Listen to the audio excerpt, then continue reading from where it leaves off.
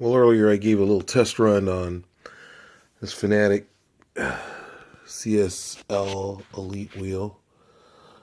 Shows you the steering column right here. This is your control area. You have your Y button. This is all configured for the Xbox One. You have your Y button. You have your A button. There's your B right there, and then X, and then you have a settings, like your start area, but it's where you want to configure all your stuff at. And then you have your Xbox pairing button there. And then you have your, look at that. This thing is nice and stiff. It's not loose. Doesn't look like you can mess it up. Everything looks really precise on this. You got the brushed aluminum or the brushed steel look. You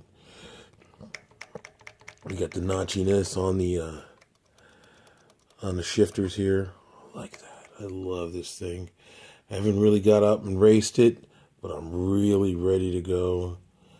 I'm looking forward to doing a couple of laps on this thing.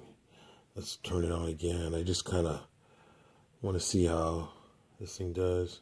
And if you look right here, these are LED shift lights, just like in the GT cars, Formula One cars. They all have that shift light. So, and let's look at it. Let's turn it on.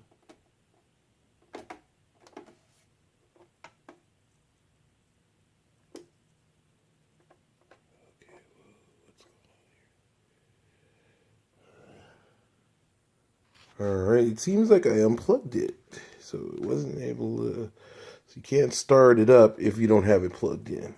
Let's see. Now let's try take two. Here we go. Okay, there you go. So you can see the LED light start up, and look at the calibration, nice and smooth and slow. You know, just really not rough at all. And then you're fully operational there. Look at that. I wonder if you can. You don't have the pairing button yet. Not ready for that. I guess I got to turn the Xbox on. And then you have that. Look at that. I just love the stiffness of this thing. This is nothing like, even my CSR Elite wheel wasn't this stiff. Wow. You know, Thomas, he just really knows how to kind of cater to people. You want top product, you know, he's not a selfish person, and he's going to be able to, you know, bring it for everybody to have. This is something that you can race on your Xbox One, all the latest racing titles, Project Cars, Forza, Formula One. I love Formula One. And I'm anticipating that he's going to probably have other wheels for this where you could just throw those on, or you could probably even use the current wheels, the F1, the GT wheels, and all the other Momo style or whatever wheel you can get off of the Fanatec website. This is going to be such a game changer. Something that's affordable.